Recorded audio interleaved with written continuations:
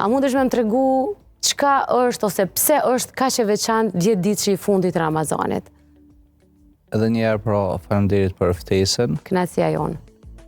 Muaji i Ramazanit i tëri është i veçantë. Po. Mirë po, profeti ynë i dashur, Muhamedi alayhi salatu wassalam, e ka nda muajin e bekuar të Ramazanit në 3 periudha, në 3 pjesë. Ka thonë 10 ditët e para të muajit të bekuar të Ramazanit janë ditët e mëshirës, që Zoti Xheleshanuhu Xhele Xhelaluhu i mëshiron gjithë ata të cilët shprehin ngadishmëri që të hynë në muajin e bekuar të Ramazanit me pasion për të agjëruar, realizuar këtë obligim të Zotit fuqiplot dhe për të përmirësuar gjithçka në vetveten e tyre, në familjet e tyre, në shoqëri, por edhe gjendjen e ummetit në përgjithësi.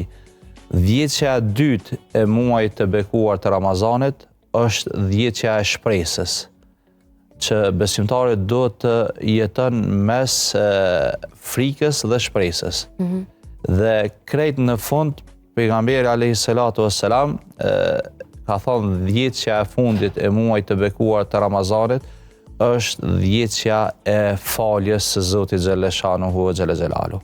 Andaj gjithë secili besimtar dhe besimtare padyshim që e don faljen e Zotit Xheleshanuhu Xhele Xhelalu, se ne jemi njerëz mëkatar dhe kemi nevojë për të na mbuluar, për të na kapluar mëshira, falja e Zotit Xheleshanuhu Xhele Xhelalu. Dhe kryesisht në dhjetësin e fundit të muajit të bekuar të Ramazanit, besimtarët dhe besimtarët përqendrohen më shumë sepse janë netet më të bekuara, më të dalluara prej gjitha netëve të tjera gjatë gjithë jetës së njeriut.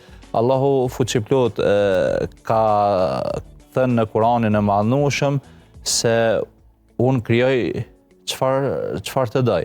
Do thotë edhe ditët e fundit janë ditët netët që Allahu Xheleshanuhu Xhele Xhelaluhu i ka krijuar në këtë muaj të bekuar, edhe i ka dalluar prej ditëve dhe netëve të tjera, qyshe po të mësova edhe ti në fillim se është edhe nata e madhe, nata e Kadrit.